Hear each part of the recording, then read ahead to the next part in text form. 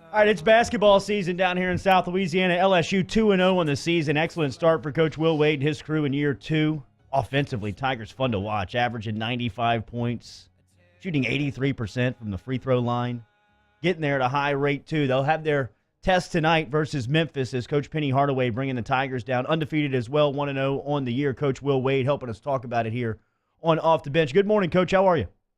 I'm doing well. Good morning. Had a chance to speak to you the morning after your opener versus Southeastern last week, and I know that you were pleasantly surprised with the support and the fans and the crowd on opening night. You expect that again here this evening? I hope so. You know, our team feeds off the crowd, especially the students. I'm hoping the students will come out tonight with the new Nicholson Gateway and all the students right there. I think it makes it a lot easier for students on campus to get to the game. So hopefully we'll have 1,500, 2,000 students like we had for the Southeastern game. And then, I know our season ticket holders and our donors will show up. So it's going to be a really good game. Memphis got a great team. They're playing extremely, extremely hard. They've got some talent. They've basically got the same team back from last year that won 21 games and added 3 4-star recruits who are all three very good players. The MVP of the National Junior College Championship game, Isaiah Maurice, a big kid. So they've added some really good pieces to an already good team last year. So this is going to be a big test for us here tonight. Yeah, and look, I wouldn't worry about people showing up, Coach. I don't know if you're aware, but it is OTB night in the PMAC, so it is off the bench night. Like I think people are going to come out in droves. That would explain that. That'll explain the great crowd then. Didn't expect you guys to throw the ace card so early in the season for the fans and bringing us out, but we get it. We get it. Good point. Good. I'll rest easy today, knowing that the crowd's going to be great. Since it's off the bench night. Perfect. Coach, one concern down. Now Yeah. on to Memphis. Yeah, exactly. You can just focus on Penny and stopping the other Tigers. If you're going to do that, you obviously would like to continue the success you've had at the free throw line. Unbelievable right now, leading the SEC, 83.9%, right on the verge of 84. As a basketball coach, what does it do to your heart to see your team making free throws at that rate? Well, first of all, I hope you're not jinxing us. Yeah. We OTB night, yeah. If we don't shoot them one tonight, I'm going to come back to off the bench night. Yeah. We've put a lot of work into it just in terms of practicing routines, breathing routines to make sure we calm down. We spend a lot of time on free throw situations, and we've got good shooters. I mean, that's part of it too. Yeah. You got a big guy like Naz Reid who can make them. You got a big guy like Emmett and Days and Cavell. When your big guys can make free throws, that helps. Most of the time your guards can make them, but when your big guys can knock them in, that really helps your percentage because they're just going to get fouled a little bit more. So I'm proud of our guys for putting in the effort there, and it certainly bailed us out on Friday night against Greensboro when they drilled 19 threes, and we just kept walking to the free throw line and knocking in free throws. So it was good for us, and if we can continue that, it'll continue to be an advantage for us all season. But in order to shoot those free throws, you've got to drive it in the paint, get north-south, and get in there and get fouled. And so I'm proud of our guys for driving it in there, getting fouled, creating contact, and then paying it off at the line. Yeah, last time out, Coach, in LSU outscored UNC Greensboro in the paint 38-24, out-rebounded them 34-18, got to the free throw line 31 times. Tough test for your backcourt tonight, Coach, and all guys have been really impressive through the first 2 games of the season. This Memphis pressure, what type of challenge does that apply to your guys in trying to bring the ball up the floor? I mean, they're going to be everywhere. It looks like they got 6 guys out there sometimes. The way they're running around, the way they're pressing, they've got. I think they're going to do a really good job of trying to get the ball out of Trey's hands tonight. I think they're going to run multiple guys at him, run 2 guys at him. I think they're going to deny him the ball inbounds really hard. Try not to let him catch the ball. So, it's going to pose some challenges. We've been working on some things the last couple of days, but we're going to have other guys step up and other guys make plays if they try to take him out of the game. And Trey's going to have to work really hard to get the ball to bring the ball up the court and get us in our offense. And if not, we certainly feel comfortable with Skylar and Javante and Nas and Daryl and those guys bringing the ball up the court and getting us into what we need to get into. So, it'll be interesting just because we haven't seen this type pressure this season, and it'll be a good test for us because they play extremely, extremely hard. They've got a unique system, and it'll be good for us.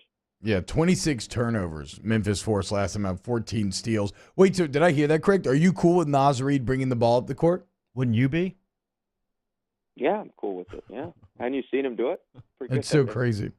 Coach, so through 2 games, it's been a nice 2-0 start. Already moved up in the rankings, like you said. You could go through the numbers. It's small sample size, but it all just reads very good thus far. But when you're watching film, where do you think that your team needs to improve the most right now? Tell you what, Reed.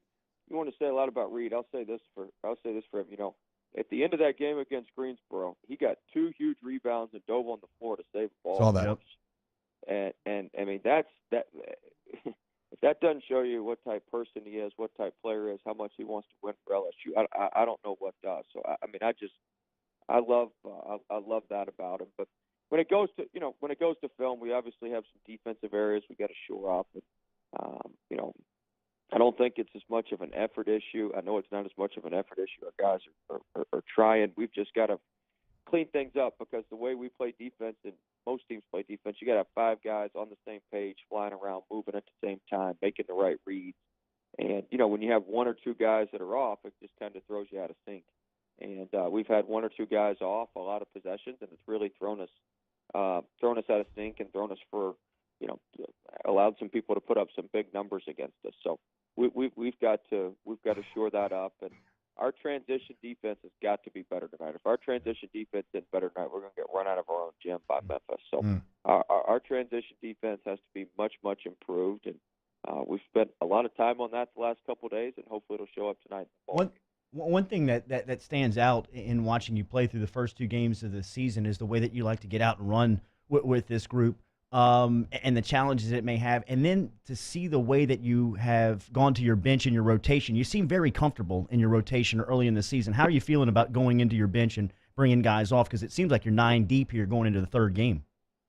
Yeah, we feel good about our bench. We feel good about the guys that we put in. We think all of them, can make plays and help us. And I don't think there's any sort of drop off or a dramatic drop off when we go to the bench. So I think that's good. We've got a lot of good guys and interchangeable parts that can really, really help us, and we're going to need them all tonight. They're going to play 9-10 guys themselves. They've got a big kid back who didn't play in the first couple games with the back injury, and so they've got him back, and so they're going to be. I suspect they'll play 10 guys tonight. Memphis will, and so we're going to need all our guys to step up and play really, really hard for quick spurts, and then we'll get them a break and get them back in there. I know you and your staff were anxious to see the way that Marlon Taylor was going to respond in competition after not having so much experience in playing basketball and then the injury late in camp. His athleticism just jumps off the screen, jumps off the floor. What have you made of him as a basketball player in the program through 2 games? Yeah, I think he's done a good job. He comes in, he gives us unbelievable energy, just like a jolt when he gets in the game. Goes hard to the offensive glass and makes plays, makes things happen, shooting the ball well. So I've been really pleased with him when he gets in the game, and now we just need to help him continue to grow and continue to be able to sustain it when he's in there, where he can play for longer periods of time at that energy level and with the right amount of discipline that he needs. But he's certainly coming along very, very well, and continue to work with him and getting better, because I think he can be a huge key for us this season as we move forward. Coach, so one of the numbers that also looks kind of absurd through 2 games is Tremont Waters leading the SEC right now, 5.5 steals per. I'm not a mathematician, but I believe that means 11 steals on the season. That is wild. Where does Tremont Waters rank defensively, kind of among players that you've coached?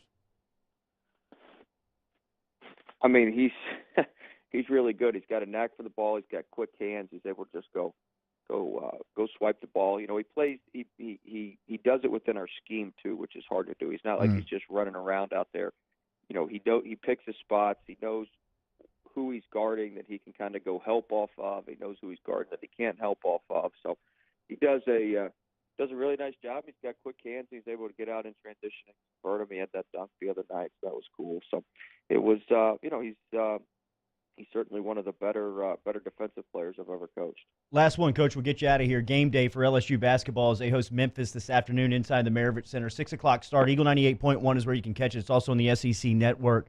With this matchup, 97-91 last time out versus UNC Greensboro, a tournament team that took Gonzaga down to the wire last year in the first round. You get the win there in Game 2, and then a Memphis team that you talked about at the front end of this interview being very talented with a new coach in Penny Hardaway. How good is this? How beneficial is this for your program in playing in these types of early season matchups before you get into conference play? No, it's huge. I mean, we got to take care of our business at home. That's part of our deals. We want to establish. If we're going to be an elite program nationally, we've got to have an elite home court. We got to establish a home court advantage, and we got to win at home. We've got to win at home. We've got some good games scheduled at home. The UNC Greensboro game's obviously a good game, and this game's obviously a good game. Louisiana Tech, who we play on Friday, already won at Wichita State. So I mean, we've got a good schedule. We've got a schedule that can help us when it comes to the NCAA tournament. Now we got to win the games, and we were able to find a way to win that Greensboro game, and we got to find a way to win this Memphis game tonight. Pack the PMAC. We'll see you out there tonight for 6 o'clock. Thanks, Coach.